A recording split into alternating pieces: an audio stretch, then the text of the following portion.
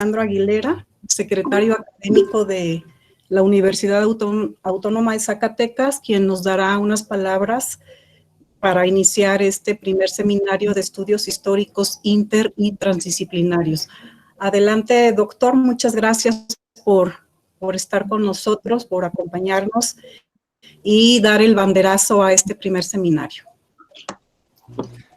Muy buenas tardes, pues primeramente un saludo de parte de nuestro rector que nos manda dignamente a representarlo, el doctor Antonio Guzmán Fernández, que por motivos de agenda pues no nos puede acompañar. Sin embargo, bueno, hoy que hemos iniciado las actividades en la universidad durante este par de semanas que hemos tenido mucha actividad y que realmente pues a lo largo del semestre pasado y de lo que pudieran haber sido las vacaciones, la universidad ha seguido con una dinámica en sus actividades académicas que lo único que demuestra pues es que los profesores, los estudiantes, los investigadores lo que quieren es seguir trabajando y demuestra un compromiso y un amor hacia la universidad que en pocas instituciones se puede ver y que desde luego pues la gente que estamos al mando en la administración, que estamos en la administración central, reconocemos y nos llena de beneplácito porque nos refresca, esto nos motiva para seguir luchando por nuestra universidad, nos motiva para seguir impulsando a que los jóvenes sigan participando en estas actividades académicas, a que los profesores sigan incentivándose unos a los otros para este trabajo colectivo y desde luego en temas que como el que ustedes tratan y que seguramente será muy interesante y me incluyo yo en ellos a pesar de que soy de un área diferente, pues tienen un valor muy grande, ¿verdad? Para quienes trabajamos en investigación y en la enseñanza. Me voy a permitir hacer unas palabras para dar apertura a este evento científico, este evento académico. Y antes que nada, pues sí me gustaría felicitar a mis compañeros de la universidad, de la Unidad Académica de Historia, me gustaría felicitar a todos a quienes nos acompañan, darles la bienvenida, aunque sea de manera virtual por su visita en nuestra Universidad Autónoma de Zacatecas, a quienes vienen de otros o se están conectando desde otras latitudes. Veo por ahí gente de Baja California, de el Cusco, que ojalá y pudiéramos hacerlo presencial allá, y que, bueno, pues para nosotros pues nos llena de beneplácito.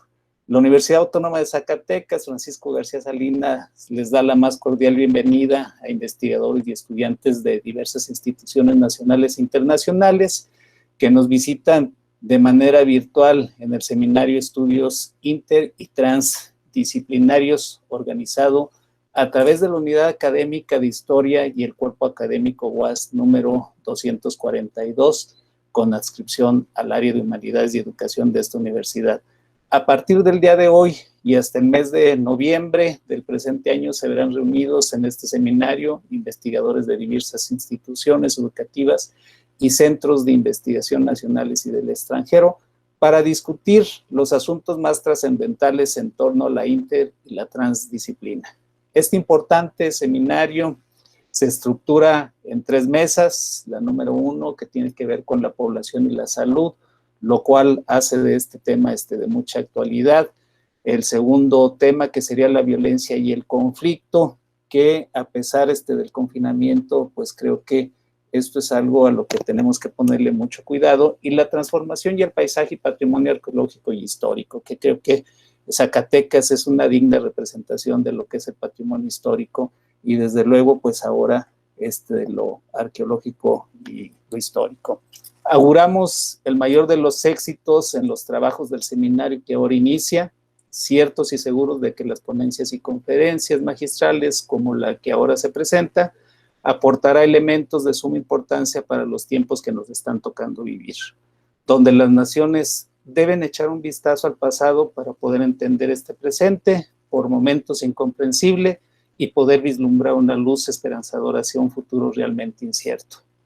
No me resta más que declarar inaugurados si me lo permiten, los trabajos del seminario inter y transdisciplinarios, siendo las 18 horas con 16 minutos del día 26 de agosto del 2020. Que los trabajos que aquí se inician este día pues sean de provecho para todos nosotros y que ojalá y podamos seguir unidos a través de estos instrumentos, de esta tecnología, para seguir discutiendo lo que en realidad nos interesa a los investigadores, es decir, compartir nuestras experiencias, trasladarlo hacia nuestros estudiantes y desde luego, pues impulsar a que ellos mismos forman parte de este gran equipo de investigadores. Muchas gracias, enhorabuena, les deseo el mejor de los éxitos y agradezco la oportunidad que me dan, aunque sea de manera virtual, de verlos aquí a través de este espejo que es la tecnología. Muchas gracias, enhorabuena.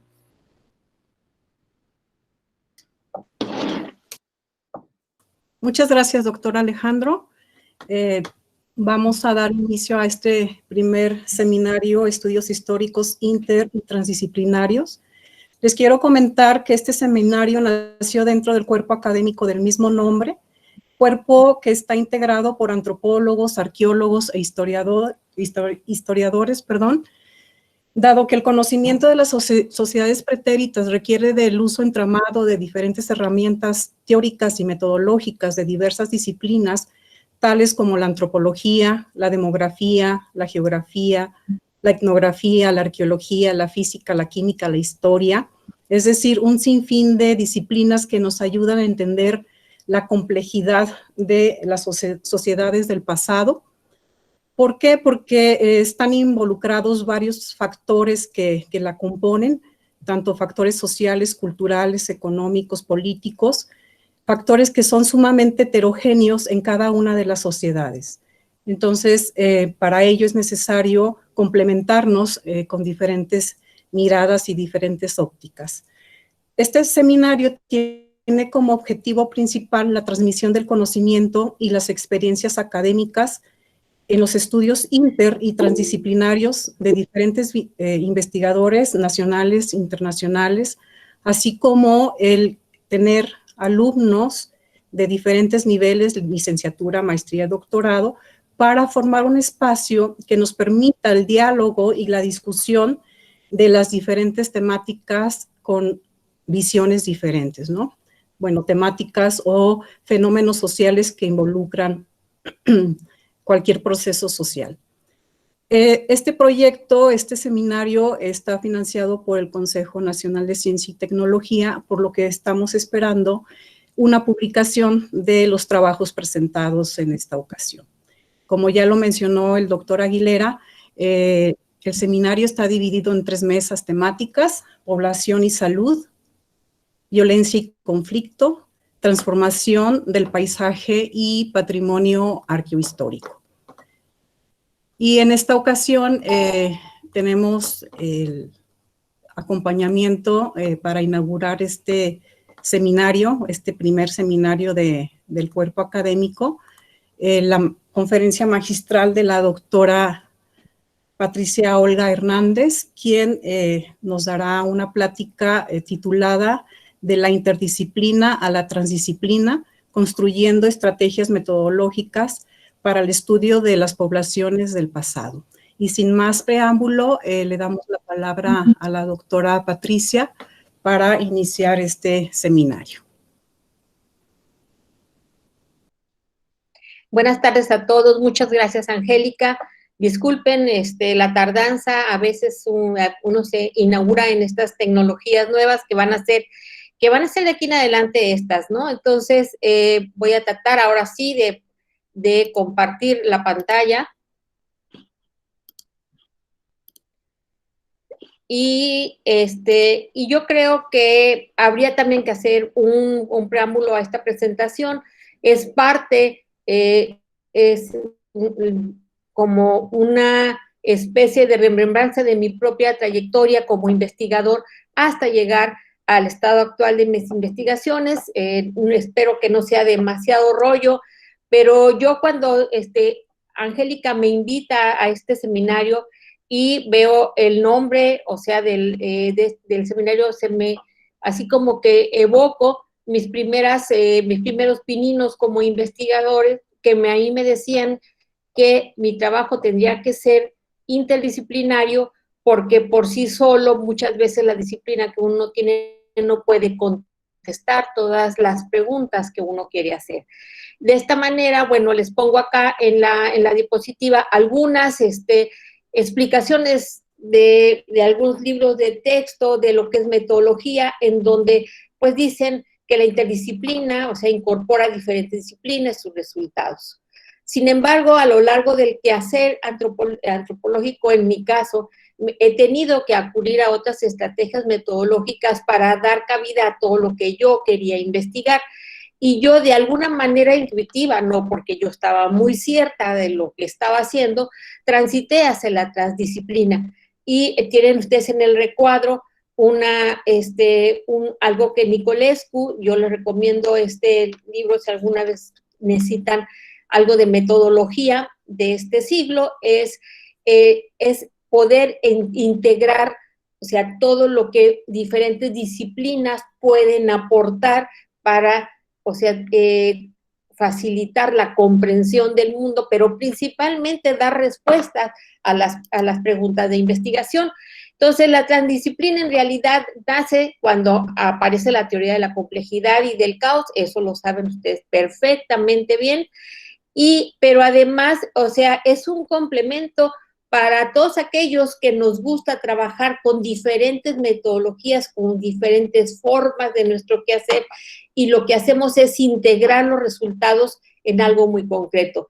La transdisciplina es algo que se utiliza principalmente para la teoría de la enseñanza, es algo que allí se ha desarrollado, pero también lo hemos desarrollado en antropología. Cuando yo empecé a trabajar en la antropología física, a mí me enseñaron el esquema básico que les presento aquí. O sea, todas las disciplinas antropológicas se auxilian de otras para poder dar, o sea, como les decía yo, poder cabida a las preguntas de investigación y poder desarrollar lo que uno quiere. En el caso de la antropología biológica, que es lo que yo hago, bueno, pues yo tenía muy claro que la biología me tenía que aportar a mí muchas más cosas. ¿Por qué? Porque ahí me gustaba estudiar, en este caso, pues las enfermedades presentes en los huesos, que fue como yo empecé, y bueno, pues eso lo tenía pues más o menos claro, pero a veces a la hora de integrar los trabajos, como me faltaban herramientas, entonces salté a otras disciplinas, a la demografía, que hasta llegar a este esquema básico que es lo que puede representar mi trabajo en la actualidad. O sea, yo desarrollo dentro de la antropología biológica, antropología física, un aspecto metodológico, es un enfoque teórico metodológico que es la antropología demográfica, y que yo he tratado de definir, o sea, es tratar de explicar cómo la cultura va a impactar en la expresión de los fenómenos demográficos de fecundidad, mortalidad y movilidad. Pero tanto me gusta hacerlo, o sea, mis áreas de trabajo está en las poblaciones antiguas, en donde, como ustedes ven, en el lado derecho están, o sea, todas las aportaciones que hacen otras disciplinas a mi trabajo, las ciencias de la salud y todas estas nuevas metodologías que se han desarrollado a nivel bioquímico para poder contestar algunas preguntas, la demografía y la estadística para la cuestión paleodemográfica, para la reconstrucción del perfil demográfico, y lo que actualmente se conoce como bioarqueología, que es mucho más de lo que uno aprendió hace 20 años, que en realidad es un enfoque totalmente novedoso que implica el conocimiento integral de los individuos en sus contextos sociales, ¿no? Pero también mi campo de acción está dentro de las poblaciones históricas, y para eso utilizo algunas herramientas metodológicas de la demografía histórica. No es que haga demografía histórica, yo hago antropología física, ¿sí? Pero la demografía histórica me permite a mí tener algunas herramientas para poder entender los censos y patrones. Y los padrones del siglo XVIII, por ejemplo, que son, o sea, como la fuente primaria para poder obtener información cuantitativa para explicar la mortalidad, la fecundidad y la movilidad. de las poblaciones, pero en sí todo se une, los dos aspectos, tanto las poblaciones prehispánicas, el pasado, o como las poblaciones coloniales, para responder lo que a mí me interesa saber, cuál es mi planteamiento de investigación. Obviamente, en el inter de toda esta discusión, esta transformación, a principios del siglo XXI, empezaron a circular publicaciones acerca de los métodos mixtos. Y a mí me cayó como anillo al dedo, porque yo sabía que quería trabajar información cuantitativa, pero a la vez necesitaba trabajar la información cualitativa. Y los métodos mixtos, la metodología mixta, me permitía a mí, a partir de un diseño de investigación que incluyera los dos tipos de información, generar nuevas preguntas. Así, la información cuantitativa, los resultados de su análisis me dan nuevas preguntas y que se van a reflejar en la información cualitativa. La información cualitativa, sus resultados me traen otras preguntas y eso lo voy enlazando con con todo lo que yo voy jalando de las diferentes disciplinas, la integro para responder mi pregunta. Dado este pequeño preámbulo de cuál ha sido mi devenir en este mundo de las metodologías científicas de las ciencias sociales, me topé con, un momento en mi vida cuando yo cambié de adscripción, que dejé la escuela y me fui a trabajar a un centro INA, un centro de investigación, donde tuve que aprender la historia de en este caso de mi estado otra vez, porque yo tenía 40 años fuera de Sonora, y yo lo que buscaba era algo nuevo, algo, que pudiera aportar a la historia local y regional, más allá del estudio de los restos socios humanos. Eso yo lo sabía hacer, pero yo quería nuevos retos, nuevas preguntas, y de repente, porque así es la vida, empieza a circular las noticias en los diarios locales, que en el Panteón de la Yáñez, que es el único panteón histórico que nos queda, los demás ya se fueron en la traza urbana, iban a sacar todos aquellos restos óseos que no tuvieran derecho a la perpetuidad. Y para mí se me abrieron los ojos y dije yo, ¿qué es esto? ¿Cómo que los van a sacar y los van a tirar? ¿Qué van a hacer con ellos? Entonces empecé a investigar, me presenté con el gobierno municipal, donde están los panteones, la dirección de panteones, y les pregunté. Obviamente ya se había armado el escándalo a nivel de la sociedad más conservadora de Hermosillo, y como que van a sacar a mis abuelitos y los van a meter a una fosa común. Porque yo ya había pensado en mi cabecita que iba a armar un laboratorio y que para hacer una muestra testigo y todo eso que los antropólogos físicos hacemos.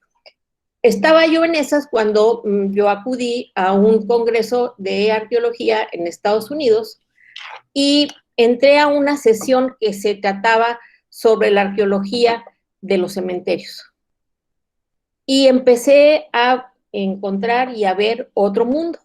Este libro, esta pasta, que es la portada de este libro que está aquí, que les presento la diapositiva, se lo recomiendo, creo que es un buen inicio para los que les pueda interesar el tema. Y conforme fueron pasando las presentaciones y las diapositivas, yo veía imágenes como las que les presento, que son diferentes tipos de cementerios, las cosas que se pueden obtener, pero siempre estaba el individuo esqueletizado presente.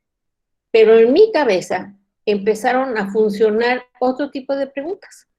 Y dije yo, las lápidas de los cementerios tienen más información. Yo ya sé lo que me puede dar un esqueleto, pero muchas veces no tenemos la opción de excavar, no tenemos la opción de formar parte de una investigación donde podamos controlar el contexto, pero las lápidas, y dije yo, los muertos no se van a quejar de los datos que yo voy a obtener. Y así fue como empecé a explorar este mundo del trabajo con las lápidas. Primero, lo que hice fue hacer un recorrido extenso del Panteón de la Yáñez, que es un panteón que se fundó a principios del siglo XX, que ahorita ya está cerrado porque ya está lleno, y empecé a ver con ojos de una posible investigación ese pedacitos de piedra donde hay muchos datos. Entonces, para mí, empezó a abrirse otro tipo, una opción diferente para hacer lo que a mí me gustaba, que era la reconstrucción de perfiles demográficos, pero principalmente estaba yo muy emocionada porque era dentro de mi propia ciudad, ¿no? Entonces, las lápidas proveen mucha información, no solamente, está es lo que implica, lo que significa, lo que simboliza para alguien que deposita allí a un ser querido y pone los datos que ellos quieren, que pueden expresar emociones, que pueden expresar dolor, pero también son como la herencia material para que a los individuos reconozcan a sus ancestros. Entonces, fuera de todas estas cosas, de todas estas características que pueden tener las lápidas, pues tenían una información que yo quería conocer. Cuándo nacieron, cuándo se murieron, dónde habían nacido o dónde se habían muerto, y en fin, cuando uno empieza a ver las lápidas, puede encontrar un montón de información, desde el tipo de material que utilizaron, el tipo de piedra, la inscripción, las fechas, o sea, los tipos artísticos, en fin, todo lo que uno puede ver en un panteón. A alguna gente se le puede, ahora sí que antojar un poco tétrico, pero la verdad, pues hay que ver las cosas desde el punto de vista que a uno le interesan, que es un proyecto de investigación. Por ejemplo, tenemos en Sonora grandes panteones que están algunos ya, pues la gente no saben para qué son, o sea, están en semidestrucción, que pueden representar, o sea, están ahí sepultados personajes ilustres, como este caso del señor Francisco Sellner, que es uno de los fundadores del puerto de Guaymas, en el siglo XVII. Ahí está su tumba, la familia y los descendientes ahora sí que han mantenido, pues para que se acuerden de que existió. Pero también, cuando uno recorre los panteones de los pueblos, puede ver otras cosas, ¿no? Similitudes por fechas, este tipo de tumba de cajón. Yo les preguntaba que si por qué la utilizaban, era porque no querían enterrar a su muerto en un hoyo. Entonces lo que hacían es, dentro de esa tumba, de esa mesa, dentro está el féretro. En algunos otros lugares que ustedes conozcan, han podido ver que están sobre las paredes, están los nichos. Yo me acuerdo mucho del cementerio histórico de Jerez, en Zacatecas, que llegamos tarde y ya estaba cerrado, pero se veían unas construcciones funerarias increíbles. El ritual funerario lo ve uno con otros ojos, pero también está siempre la cercanía de ese aspecto que es la mortalidad. También las lápidas pueden ser chuscas, pero también pueden estar cargadas de emoción. Las lápidas pueden tener poemas, pueden tener muchas cosas que puede uno identificar y va uno caracterizando a la población que las construyó. Así, con este recorrido, pues hace 2 años inicié una nueva aventura con un proyecto que se llama Demografía con Lápidas. Ven ustedes el camafeo, camafeo que está ahí, es parte de una tumba que más adelante les voy a presentar, y bueno, cuenta una historia muy linda. Entonces, el objetivo de este proyecto fue conocer los niveles de mortalidad de los antiguos habitantes de Hermosillo, a través de la información que tenían las lápidas, ¿no? El panteón es el panteón de San Agustín. Lo que ven ustedes es la entrada. Es un panteón que está abierto en la actualidad y solamente pueden ser inhumados en él aquellos que tienen, pues, criptas familiares, ¿no? Ya nuevas tumbas ya no se permiten, ¿sí? Y tenía las preguntas de investigación que me hice, fueron muy rudimentarias porque no sabía cómo iba a resultar este nuevo intento, este nuevo invento mío, pero dije yo, bueno, voy a empezar por lo más cuantitativo, voy a empezar por lo más simple y vamos a ver qué resulta. Entonces, había principalmente, existen diferencias entre los niveles de mortalidad de los individuos que yo iba a estudiar, entre hombres y mujeres, qué puedo saber de la mortalidad infantil y qué perfil de mortalidad tenía la población, era rural o de una población urbana. Lo que ven ustedes aquí enseguida, pues es una tumba donde además el niño, o sea, se fue primero que los padres, ¿no? Y este tipo de tumbas son muy interesantes porque además son tumbas que fueron, lápidas que fueron traídas de otro panteón que estaba antes en el centro de la ciudad y que contenía los restos de las personas que murieron de la fiebre amarilla, y entonces la gente estaba muy asustada, y cuando dijeron que iban a hacer un panteón nuevo en 1920, pues que podía, la gente tenía permiso de sacar a sus muertos y llevarlos al nuevo panteón, porque ese panteón lo iban a desaparecer. Algunas gentes lo hicieron, por ejemplo, y estos monumentos, estas lápidas, estas tumbas están protegidas por el INAH, porque corresponden a monumentos funerarios del siglo XIX. Lo que ven ustedes acá es una lápida que trajeron de ahí, y está toda la historia de la familia, ¿no? O sea, cuánto duró la generación, cómo se fueron intercambiando, cómo fueron cambiando de nombres, porque se fueron casando con otras personas. Este panteón, además, una primera sección corresponde a estas tumbas de que se trajeron del otro panteón, y nos cuentan muchas cosas, nos cuentan las historias de las familias, cómo se fueron formando. Vean ustedes, en estas son lápidas, o sea, que de gente que murió antes de 1920, que es la fecha cuando se inaugura el nuevo Panteón de la Yáñez. Hay leyendas urbanas muy lindas. Es la tumba de Carlitos, es un niño que en 1940 vagaba por el mercado municipal, se cayó y se murió. Entonces lo enterraron, pues entre todos, entre todas las gentes del mercado, de los puestos, pues juntaron y le hicieron una tumba. Y cuentan las leyendas que cuentan las mismas gentes que cuidan este cementerio, que alguna vez un señor muy desesperado, sentado en la tumba de Carlitos, le pidió algo que se le cumplió. Entonces, de allí en adelante, la tumba de Carlitos es famosa por hacer milagros, y los juguetes que ustedes ven son los juguetes que la gente les lleva en reconocimiento, porque les ha hecho favores. Y dicen también la misma leyenda que si alguien se roba algún juguete, pues resulta que le sucede algo que tiene que regresarlo. No sé, pero parte de la leyenda. Otros efectos pintorescos de mi recorrido por este panteón es la tumba de los sátiros. Los sátiros, así les dicen acá localmente, a los violadores. Y estos dos tipos fueron las últimas gentes que fueron fusiladas en lo que hoy es el Museo Regional de Sonora, que es la antigua penitenciaría. Son tumbas que están alejadas, o sea, ya en la parte recóndita del panteón, pero están identificadas con color rojo. Y sobresalen de todas, vean que son bastante lúgubres, y nadie les pone una florecita, y la gente les saca la vuelta, y es la tumba de los sátiros. Esto son, pues, episodios que recuerdan que hay historias locales que también importan.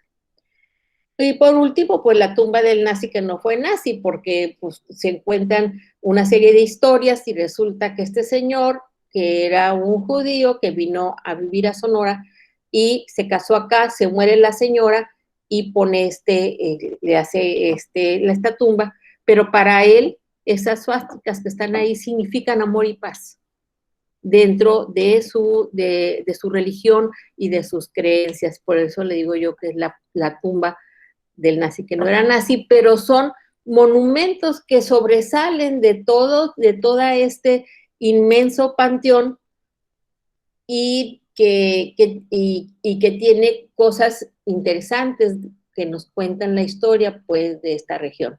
Las tumbas de los niños, me decía yo, bueno, pues aquí puedo obtener la información también sobre mortalidad infantil, y bueno, pues me convencí. Y entonces, en abril de 2017, después de hacer miles de antesalas para que me dieran permiso y que me protegieran, porque finalmente un panteón tan grande como lo ven ustedes en la fotografía, con 55,000 tumbas, pues fácilmente a uno le apretan el pescuezo. Entonces, me dieron el permiso para que yo anduviera libremente, que no me molestaran, porque hay policías, hay guardias de seguridad, y también que me protegieran. Nunca fui sola, siempre recluté a mi marido para que me acompañara en los 4 temporadas de trabajo de campo que hice en 2 años, en los que junté datos aleatorios de la primera parte, de la primera sección del panteón, que es esto que está aquí en el cursor, ¿sí? Esta primera parte son donde están las tumbas históricas, y estos son los primeros habitantes del panteón, aquellos que murieron antes de los años 50. Entonces, hice 550 cédulas, que implicaba la recopilación de información demográfica básica, tomar fotografía del monumento y anotar todos los datos que yo consideraba interesantes para poder ir caracterizando a la población. ¿Hasta dónde voy? ¿Qué sé? Quiero decirles que la muestra fue totalmente aleatoria, que la muestra está sesgada, yo con estos primeros 550 casos empecé a tratar, pues, de darle, a ver, mis preguntas, cómo iban y cómo las iba a manejar, con una base de datos en SPSS, y de los resultados que tengo primero es la mortalidad de estas personas, de las 550 gentes. O sea, esta curva nos está mostrando que, como en muchos lugares, o sea, los primeros meses del año son donde hay una proporción de muertes, ¿no? O sea, murieron siempre enero, febrero, desviejadero, dice el dicho, y que se caen hacia marzo, cuando el clima se hace más benéfico, y se van distribuyendo a lo largo del año de manera normal. Pero cuando yo separo la muestra por aquellos que nacieron y vivieron que nacieron y murieron en el siglo XIX, y los que murieron durante los primeros 50 años del siglo XX, pues el comportamiento es diferente, y en el caso de la gráfica del lado izquierdo se debe a lo sesgado que está, pues, o sea, no hay, fue lo que salió. Entonces hay 2 curvas, aquí en el siglo XIX la mortalidad más alta se da en los primeros meses del año, o entre agosto y septiembre, cuando va terminando el verano, que aquí es muy pesado. O sea, de junio a septiembre las temperaturas promedio son de 42 grados promedio. Tenemos días que subimos hasta 46. Entonces, si ustedes se remontan hacia finales del siglo XIX, donde no estaban todas las comodidades que tenemos ahora, y que la ciudad era más rural que urbana, pues podemos imaginar que por qué, o sea, se exacerba la muerte en esta época, ¿no? Enfermedades gastrointestinales, infecciones, etcétera. Y en el caso del siglo XX, la curva se comporta diferente, pero se mantiene lo mismo, o sea, las 2 mortalidades, o sea, en las ambas descienden en marzo, o sea, que es cuando el clima se estabiliza, y en el caso del siglo XX se vuelve a elevar hacia el inicio del verano. Entonces, con estos primeros datos me empecé a emocionar, y empecé a seguir mis preguntas de investigación. Entonces, lo que yo opté primero fue por tratar de armar una base para sacar datos cuantitativos, para poder caracterizar desde ese aspecto a la población. Entonces, para los que nacieron durante la segunda mitad del siglo XIX, la edad promedio de los que están enterrados ahí es de 68 años. Vayan tomando nota, que después, a ver quiénes vivían más, si los de antes o los después.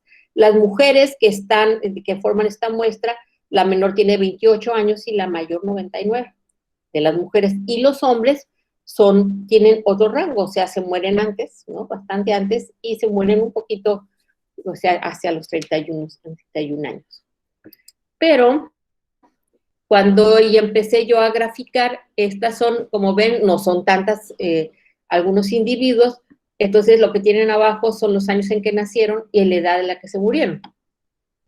Que ven, muy longevos, ¿verdad? Muy, muy longevos, son pocos los que murieron de 31 años, son 2, ¿sí? Pero son más los que mueren después de los 70 años, siglo XIX. Creo que se fue hacia adelante. Ok. Cuando yo los distribuyo por sexo, ¿qué ven? Vemos que hay mayor sobrevivencia de las mujeres. Los hombres, después de los 84, ya no hay hombres de esa edad, pero las mujeres siguen permaneciendo y se mueren, o sea, sobreviven más, pero a su vez los hombres están muriendo más. Bueno, empecé yo.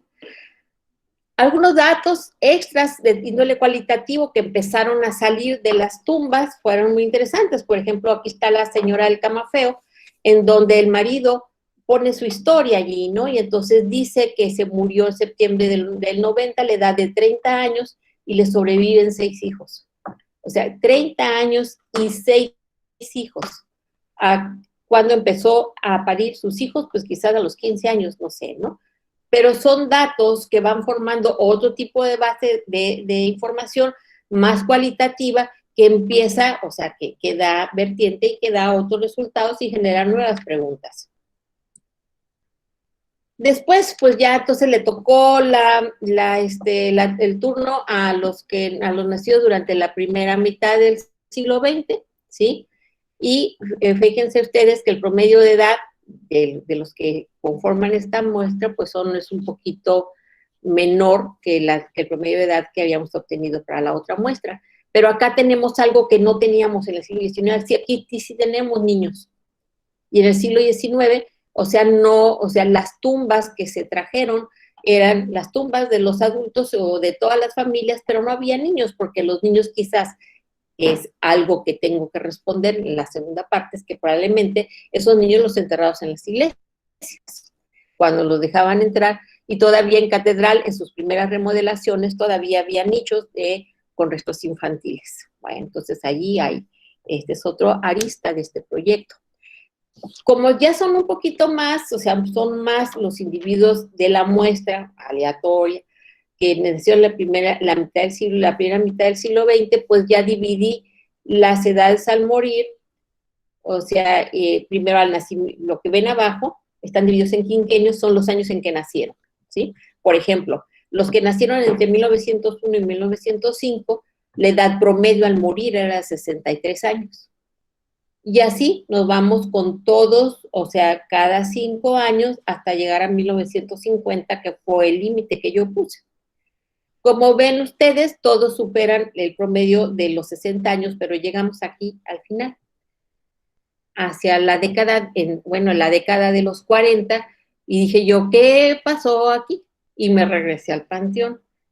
Y en una de esas, antes de eso, pues aquí está la distribución por sexo y edad, y ven ustedes la gran cantidad de niños representados en la muestra, pero también lo que vemos es que hay algunas mujeres que están muriendo en edades muy jóvenes, otras no tanto, pero también hay mayor sobrevivencia, en este caso, también de las mujeres hacia edades mayores de 90 años. En la segunda correría que les contaba, cuando me devolví, me encontré con un sector del panteón que yo no había visto, que era el de los niños. Es el sector 8, y hay tumbas de todo tipo, pero son de puros niños. El 90% de las tumbas que yo rastreé murieron en la década de los años 40. O sea, hay algunas que ya están olvidadas, ¿no? Como estas, que ya nada más queda algunas que son muy pobres, otras que están como refrescadas, pero que también tienen la fecha de muerte de estos niños de la década de los 40, ¿no? Entonces empecé a buscar. Para esto, cuando yo inicié esta investigación, la Dirección de Panteones me proporcionó un censo que ellos habían levantado hasta 2010, en donde estaban las 55,000 tumbas, y o sea, y uno podía ver que después del 2010, o sea, había muchas actualizaciones que no habían hecho, que era la reutilización de las tumbas por tumbas familiares. Y empecé a buscar a los niños, a ver si estaban dentro del censo, y sí, estaban considerados dentro del censo, pero ustedes ven estas tumbas, la de la izquierda es de un niño que murió en 1945, vean cómo está la tumba, y esta es una tumba de un niño que murió en el 43, una niña, y vean cómo está la tumba. Entonces hay algún cuidado. Y empecé, y entonces me empezó a dar mucha emoción, porque para mí era encontrar información de primera mano sobre un hecho del que las estadísticas vitales no dan cuenta, y no dan cuenta como uno quisiera que dan cuenta, ¿no? Entonces tomé el caso de esta niña, de Marta Guadalupe Mungarro, ¿no? De que es una tumba que además la acababan de remozar, y aquí está lo que está en el cuadro, es una copia de la información del censo del Panteón, y aquí está considerada, o sea, está la ubicación, y estos son el tipo de tumba, el cuadrante, pero principalmente si es de primera, si es de segunda, si es de tercera, y ustedes saben que eso tiene que ver con el nivel socioeconómico y si pagaron o no pagaron por la tumba.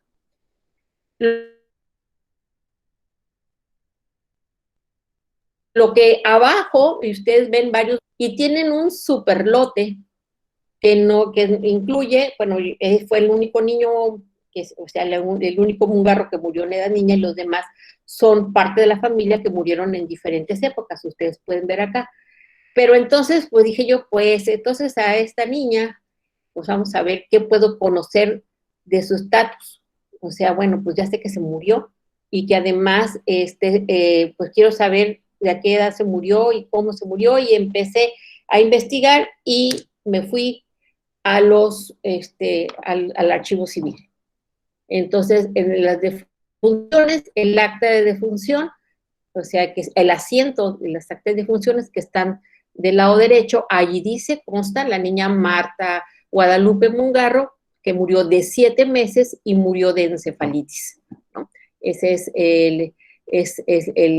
la causa de muerte, la dirección, y más adelante está la autorización para en dónde la entierran. Entonces, donde la enterraron fue en el panteón municipal, en un terreno que tenía clasificación de primera clase. Entonces, eso a mí me confirmaba el estrato social del que venía esa niña, y entonces, una vez más, bueno, se mueren tanto los ricos como los pobres. Eso fue nada más, y bueno, empecé a buscar otras actas y empecé a obtener mucha más información sobre la mortalidad infantil, pero también pues empezaron a surgir muchas preguntas, ¿no? Aquí dividí la muestra de estos niños, o sea, vean, hay de todas las edades, ¿no? O sea, la mayoría no cumplen el año, son desde recién nacidos a 11 meses, y conste que fue una muestra aleatoria. Yo nomás empecé a escoger tumbas y empezamos a obtener los datos de ellas. ¿Qué pasó? ¿Qué pasó? Yo había hecho algún trabajo sobre causas de muerte en niños menores de 10 años en Hermosillo, y la gráfica que ven ustedes del lado derecho, pues tenía muchísimas causas de muerte, algunas muy, muy conocidas para todos nosotros, como es la fiebre, ¿no?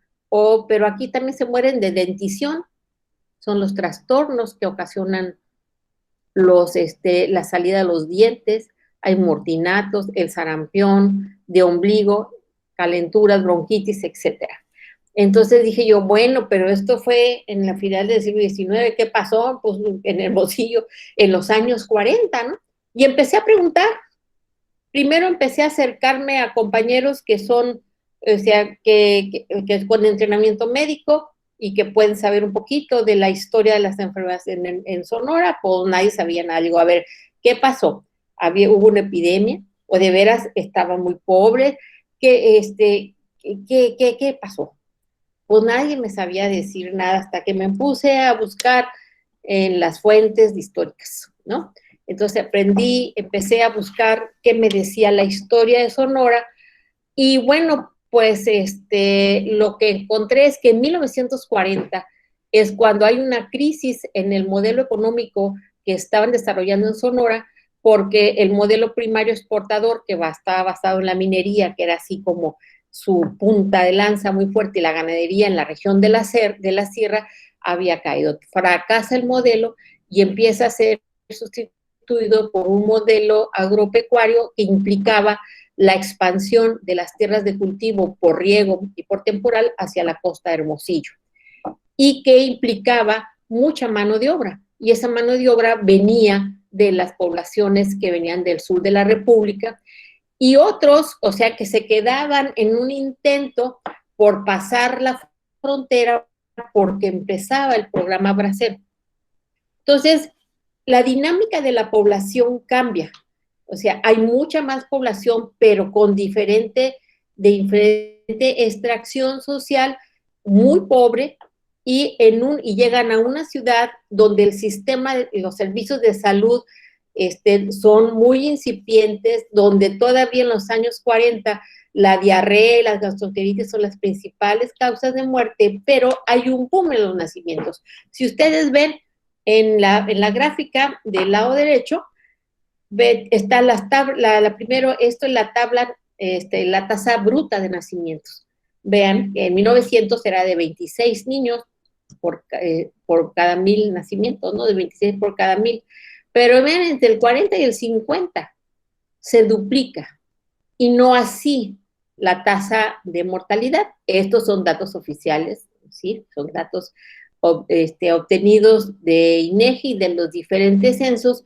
Pero entonces esto a mí me lleva a pensar en la continuación de este proyecto desde otro punto de vista, ¿no? O sea, ¿qué está pasando? Sí, es una década, los 40, de cambio demográfico, porque hay una estabilidad política. Ya los grandes generales de la revolución dejaron de pelearse, ya todos fueron presidentes de la República, y hay un impasse en el Estado, donde empiezan a pugnar por el desarrollo, pero al mismo tiempo hay avances en salud que vienen dictados desde el centro de la República, que aquí no llegan, pero como hay más población, mucha más, los nacimientos se duplican, pero también los que hemos estudiado demografía en las poblaciones antiguas también sabemos que cuando hay una alta mortalidad, hay una gran cantidad de nacimientos para responder a los niños muertos.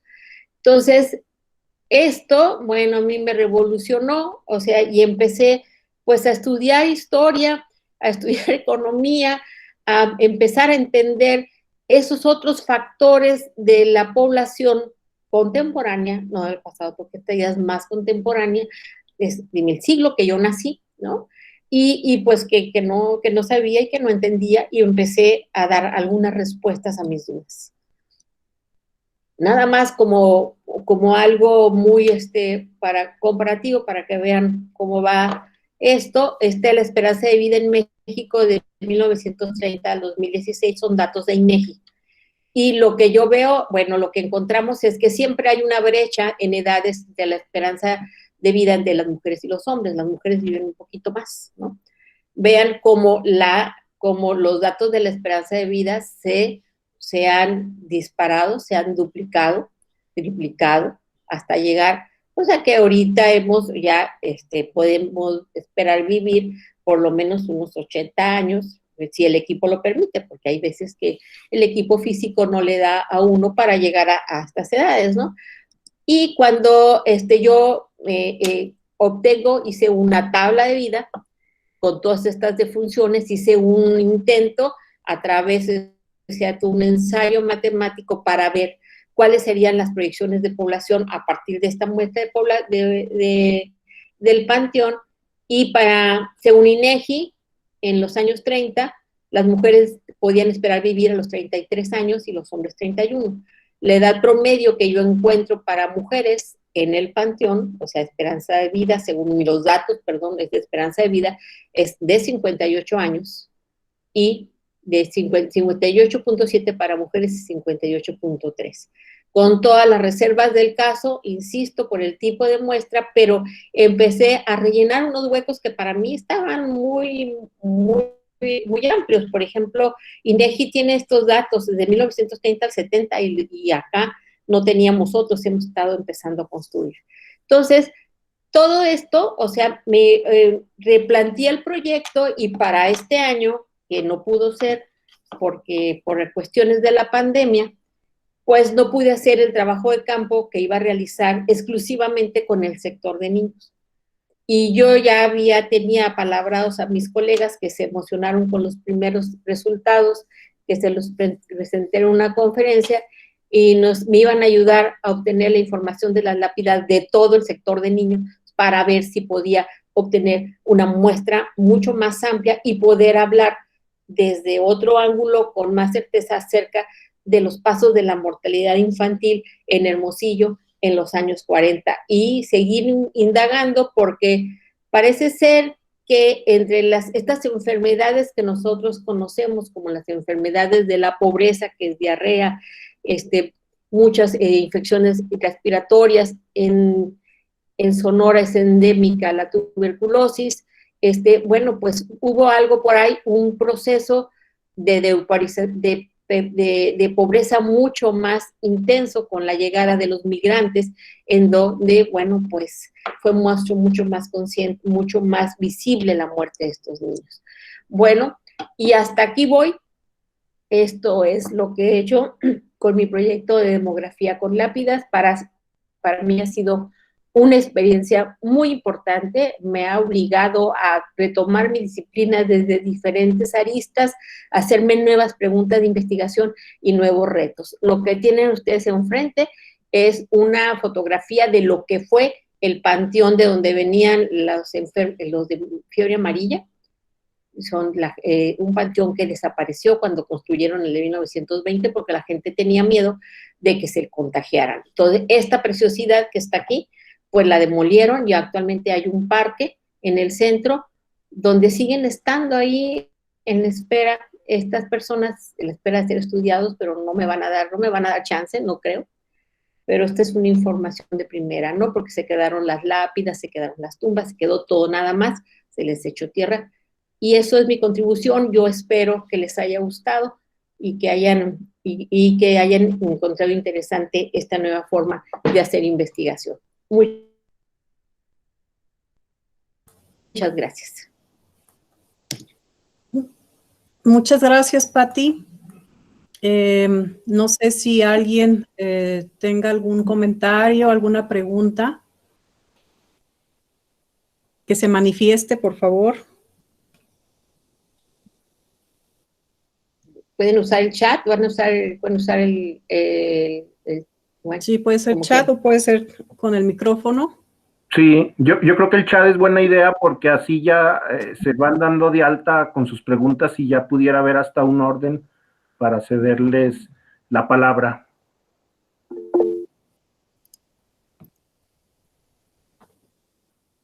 Ernesto pregunta, Ernesto Díaz.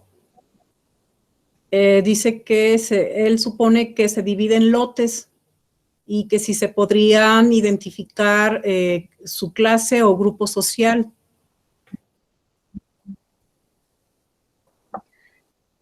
Bueno, pues sí, en un principio, en el censo original están por lotes para identificar el estrato social, porque en algunos se paga, en otros se medio pagaba una cuota simbólica, ya en la tercera clase era porque te enterraban, o sea, gratis, porque tenían que enterrarte en algún lugar, ¿no? Que era lo que estaba en las columnas que les enseñé del caso de la niña que estaba estudiando. Pero ya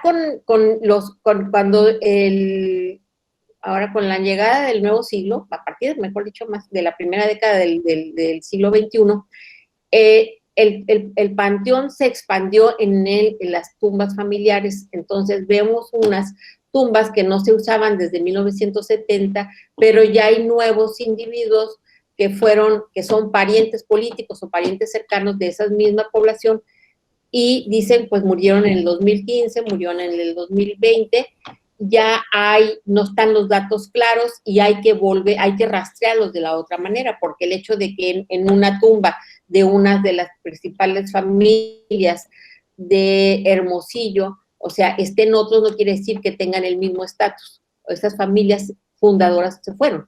Y estos los conocemos, sabemos quiénes son y no son los que eran antes. No sé si me entienden. O sea, hay que rastrear la información.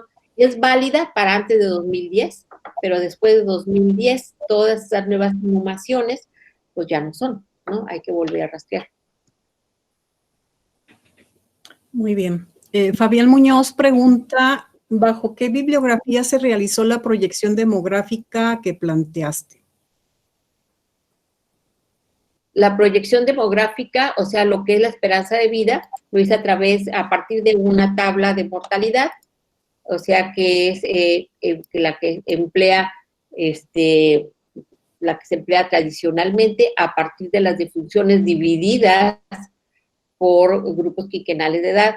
Es una tabla de mortalidad que puede uno encontrar en cualquier libro de demografía. Son las tablas que utilizan en algunos, sin correcciones con APO, ¿sí? El mismo INEGI. Pero bueno, si me quiere información, con gusto paso la bibliografía, no hay problema. Muy bien.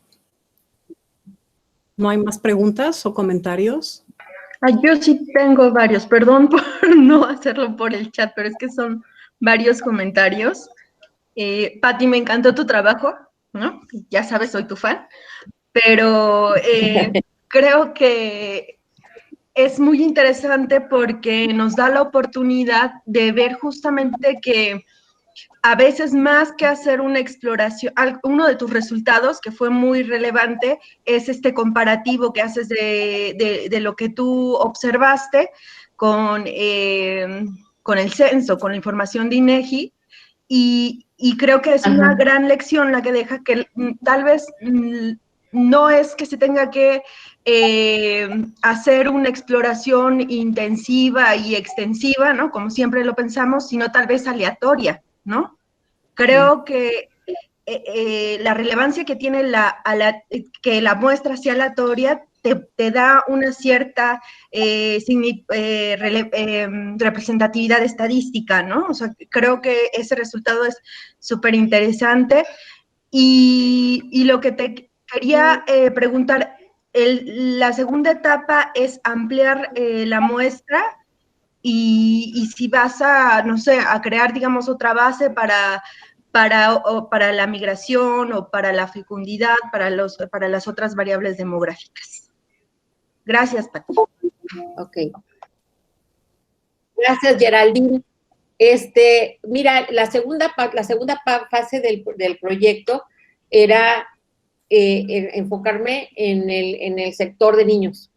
Yo quiero dilucidar esta pregunta que tengo: ¿qué pasó en los años 40? ¿Por qué tanto niño se murió? ¿Sí? Porque se empieza uno a pensar, o sea, como mamá o como ustedes quieran, y empiezan a ver que todos los niños se murieron en julio del 43, que más del 50% de la muestra. ¿Ahí qué pasó? O sea, ¿de veras es el calor?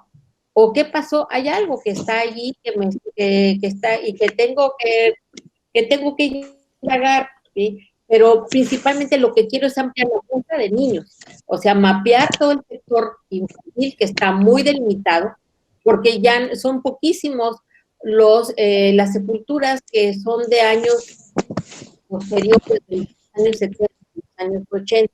Supuestamente el Panteón de la Yáñez está cerrado a nuevas inhumaciones desde 1985 y solamente se permiten las inhumaciones en aquellos terrenos de familias que tienen lugarcito, que tienen nichos, que tienen varios espacios, pues, ¿no? Fuera de ahí, pues no se inhuma nadie. Entonces vamos a suponer que el Panteón de la Yáñez estuvo en uso desde 1920, que es su inauguración, hasta 1985, tienes una súper muestra, ¿no? Entonces, pero esta primera parte, porque de veras va hacia los niños, y después voy a ampliar sobre otros sectores de población, porque me interesa saber, porque hay datos para migración y datos para fecundidad, como ustedes ven. Pero primero, lo primero, y son la mortalidad infantil. Muy bien. Ana Bonilla tiene una pregunta, creo que la quiere hacer de voz.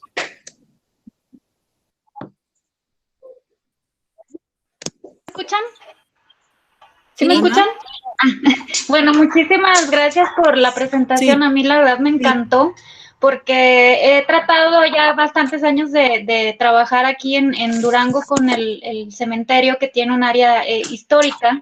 Entonces, la mayoría de los trabajos que yo he visto que se han realizado hacen referencia a las cuestiones arquitectónicas. Entonces, a mí me llama mucho la atención ver cómo influyó aquí en Durango, y a partir de lo que usted lo que nos presentó, el establecimiento de los extranjeros aquí, y cómo también tiene que ver las enfermedades. Entonces me abrió como que los ojos de muchas posibilidades que pudiera yo trabajar en este panteón. Entonces también mi pregunta con usted, ya que nos presentó lo del nazi que no es nazi, si también identificó dentro de estas variables pues la extranjería en ciertos momentos históricos para Hermosillo, auge, de dónde llegaron más personas, no sé, eso es como mi participación, y pues muchísimas gracias. De nada. Mira, una de las tumbas más impresionantes son los que tienen que ver con la población china. La población china hacia 1930 tuvo una persecución terrible, y muchos de ellos huyeron, y muchos de ellos los mataron, y no saben, y no sabe dónde los dejaron. Pero aquellas familias chinas que estaban instituidas dentro de la sociedad hermosillense sí tienen sus criptas familiares, y se puede identificar perfectamente. No sé chino, pero al menos sé, o sea, cuándo murieron y cuándo nacieron. También hay muchos extranjeros. Aquí a Sonora llega hacia los años 30, finales de los 30, pues, mucha gente que viene huyendo de los conflictos armados de Europa. Hacia mediados de los años 40 también llega muchas personas que vienen de Yugoslavia principalmente. Entonces, ellos también están identificados con sus tumbas, con sus estilos arquitectónicos, con todo un ritual funerario muy distinto. La verdad no sabía si me iba a dar el tiempo para mostrarles todo, pero no saben ustedes la fuente de información que puede ser un panteón, desde todos los ámbitos que uno quiera, del sentido artístico, cuántos unos utilizan ángeles y no, qué materiales, qué posición, qué simbolizan, qué significado, muchas cosas. Ojalá, principalmente el estudio de los panteones contribuye a su rescate, que es por ahí donde nosotros entramos como Centro INA. Cuando yo planteé el proyecto al centro INA, era desde el punto de vista de conservar y que no lo fueran a cerrar, porque ya se habían cerrado otros 2 panteones históricos, pero pues cuesta dinero mantenerlos, ¿no? Entonces es más fácil de echarles tierra y hacer los jardines, y así ya nadie sabe qué pasó allí, ¿no? Ojalá que pueda seguir, porque significa precisamente el poder, es una parte de la historia de Durango que va a sobrevivir. Muy bien. ¿Hay alguna otra intervención? Sí. Yo. Francisco Montoya. Felicidades, Pati. Muy interesante. Pancho Montoya. Pancho, ¿cómo estás? Bien, de nuevo nos encontramos. Pati, súper interesante, y yo quisiera ver hasta qué punto has pensado en que esta información, toda esta investigación que estás haciendo pudiera en algún momento materializarse en este panteón que tú nos ilustraste, hacer una especie de centro de interpretación en donde las personas que vayan a ese panteón, después de, obviamente, hacer esta parte de, no sé, cedularios, cosas por el estilo, o sea, ¿hasta qué grado podemos estas investigaciones que se transformen en investigaciones que se divulguen y que la gente las vea, que no solamente ve el esfuerzo del investigador, de la investigadora, sino que, como tú acabas de decir, estos panteones cuentan historias, pero hace falta una mano, no sé si decirla museográfica, creo que no, pero una parte interpretativa. Entonces, si lo has pensado, ¿hasta cuánto sería posible que estos panteones pudieran ser unos centros de interpretación para la historia de Hermosillo y de Sonora en general? Gracias y felicidades. Gracias, Pacho. Pues mira, eso sería lo mejor que puede, como resultado, los mejores resultados que pueda tener el proyecto. Yo iniciar, ahora sí que llevándome de casi arrastrando a los arquitectos del centro INA, diciendo, esto les corresponde a ustedes, esto lo tienen que proteger, son monumentos históricos y están protegidos por el INA. Muchos, 2 de ellos que fueron, nunca habían entrado al panteón. Y entonces fue mostrarles las tumbas, cuáles son las que tiene que proteger el INA por ley, pero yo creo que el panteón en general tendría que ser protegido, y sí, un centro de investigación, y sí, o sea, a orientar a las personas que van, por ejemplo, no sé, se me ocurre, aquí se llena el Día de Muertos, no sé, ahora con la pandemia yo creo que no los van a dejar entrar, pero yo lo que he hecho es hacer varias conferencias. He estado haciendo conferencias entre la población para que conozcan y que ayuden a conservar, porque uno de los problemas principales del panteón, que ya no les mostré, que es la destrucción, el vandalismo, ¿sí? Entonces, hasta encontrar tumbas abiertas para sacar restos para venderlos a los estudiantes de medicina, no sé, ¿no? Como han pasado en otros lados. Pero entonces, el hecho ya de que la Dirección de Panteones y Jardines haya tomado ya cartas en el asunto, que haya vigilancia, que haya rondas en la que en la noche era donde había más problema, o sea, pues para mí es así como un granito de arena, ¿no? Poner mi granito de arena, pero obviamente pues sería muy interesante proponer un centro de interpretación, claro.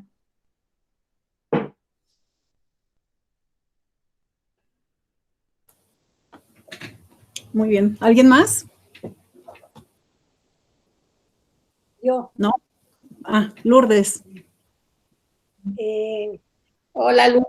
Bueno, me gustó mucho este giro que le estás dando a toda la parte de la investigación de demografía, de antropología demográfica, que es lo que has trabajado más.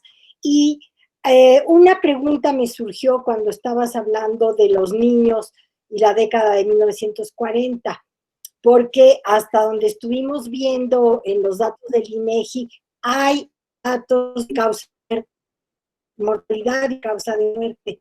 Entonces, quizá poder cotejar esa parte sería un poco más sencillo, porque ya te dan las estadísticas y las frecuencias, ¿no? Y después, todo lo que no nos da el dato de la acta de función, donde vienen unas cuantas de información, lo puedes obtener, obviamente, lo que estás haciendo ahora con la revisión de las lápidas y la información que hay ahí. Y sí, ver la otra parte que podría ser ver diferencias por estrato social, dependiendo del valor de la tumba, que es, eso sí hemos trabajado desde bioarqueología hasta hoy, ¿no? Tratando de ver, bueno, pues la calidad de la tumba, el tipo de tumba, la ofrenda y aquí es, pues cuánto le costó a la gente enterrarse en tal, o si me voy a la Villa de Guadalupe y me compro mi nicho y lo que me cuesta, o si quería ser enterrada en la catedral, o si me llevaban al Panteón de San Lázaro y me botaban ahí, ¿no? Entonces, pues sí, todo va a depender, pero nos da una indicación de la otra vertiente que también hemos trabajado mucho, ¿no? Mortalidad diferencial con desigualdad. Entonces, pero yo creo que no te costaría nada, porque pues eres experta en eso, entrar a los datos de INEGI para estas fechas y ver mortalidad infantil y causas de muerte. Y ahí pues vas a tener el listado. porque yo lo saqué para la Ciudad de México en 1910 y 18 para el análisis de la epidemia de influenza de 1918, y si están desde 18, pues para 40, ni se diga, ¿no?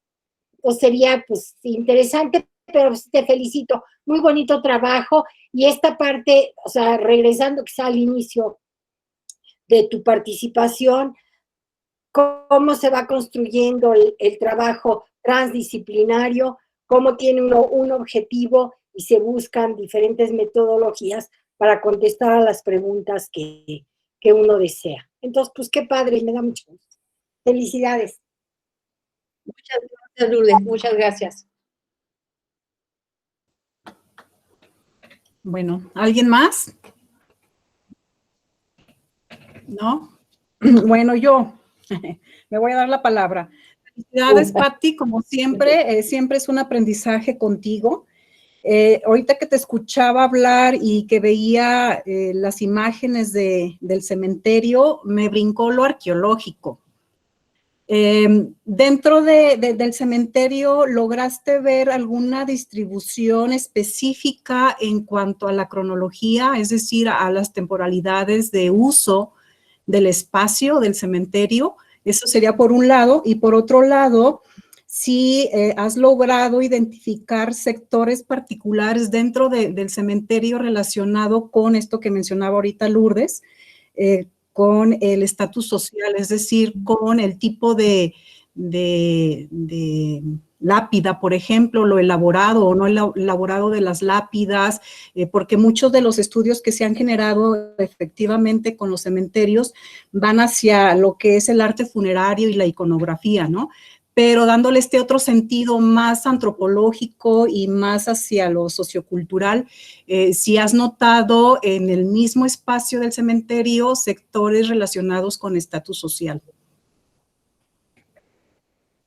Sí, mira, el cementerio, si ustedes se acuerdan de la vista aérea, o sea, está la primera, se ven como cortes, son grandes rectángulos, y el primer gran rectángulo que está hacia la entrada corresponde a todas las tumbas que fueron traídas de los otros, de los cementerios anteriores, o sea, gente que murió antes de 1920, y algunas otras tumbas de gente que estrenaron el panteón. Está muy bien delimitado. Sin embargo, en los extremos de esta distribución más vieja están los nuevos casos, como que hubo que ampliación